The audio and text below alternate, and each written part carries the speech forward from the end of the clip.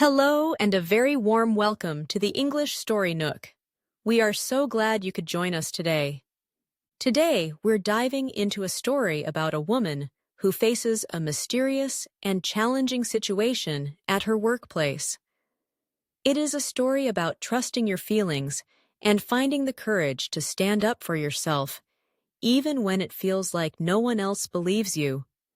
Before we begin, if you enjoy our stories and want to help us create more, please take a moment to like this video and subscribe to the English Story Nook.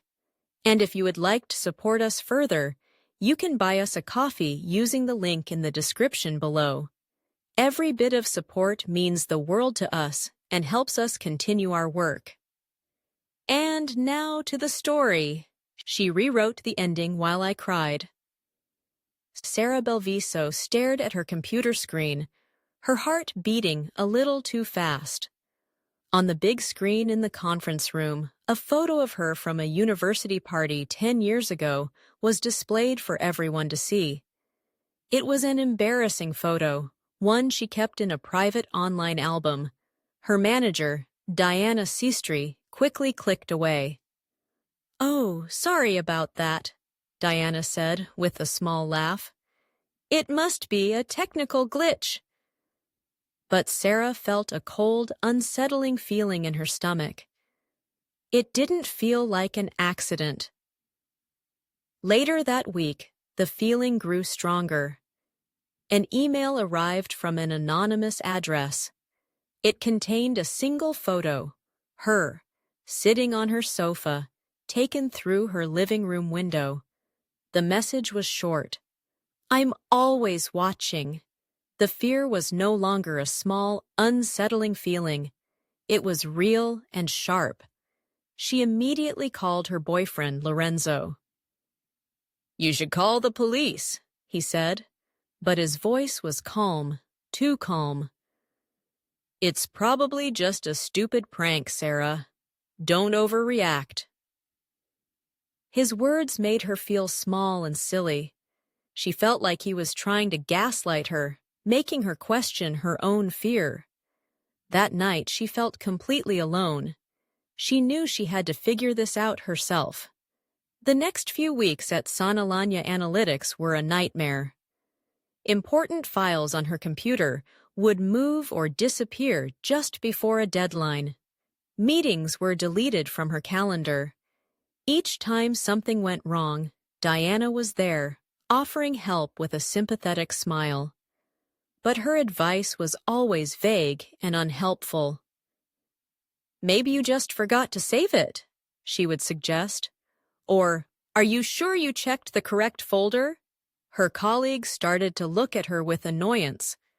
They saw her as incompetent and unreliable. Diana's actions were designed to isolate her, and it was working. Sarah started eating lunch alone at her desk, avoiding the kitchen and the conversations she no longer felt part of. One evening, driven by suspicion, Sarah did some research on Diana. She found a social media profile under a different name, but with Diana's picture. The profile was full of posts that seemed to mock Sarah's life. There were photos of coffee cups from Sarah's favorite cafe and comments about boring people with no ambition. It was clear that Diana was trying to manipulate everyone's perception of Sarah, both online and in the office. This wasn't random bullying, it was a targeted attack. The discovery was horrifying, but it was also proof. She wasn't crazy. Armed with screenshots, Sarah went to her boss. But when he searched for the profile, it was gone. "Sarah, there's nothing here," he said, his voice tired. Diana, who was also in the meeting, looked shocked and hurt. "I think my account was hacked," she said, her voice trembling. "I can't believe someone would do this." The IT department investigated but found no evidence. The conversation shifted from Diana's strange profile to Sarah's performance issues. The attempt to gaslight her was now coming from all directions. Everyone thought she was paranoid. The constant stress was a heavy weight, and the feeling of being watched never left. It was a constant, unsettling presence in her life. The final blow came on a Friday. Sarah was told her contract would not be renewed. As she packed her things, a message appeared on her phone from the anonymous email address. "You have nothing left." Diana had won. She had managed to manipulate the entire situation and isolate Sarah completely. Tears of frustration and despair streamed down Sarah's face as she put her favorite mug into a cardboard box. But then she stopped. A memory surfaced. That first day in the conference room, Diana had used a personal USB drive to start the presentation. Sarah remembered the distinctive silver key-shaped drive.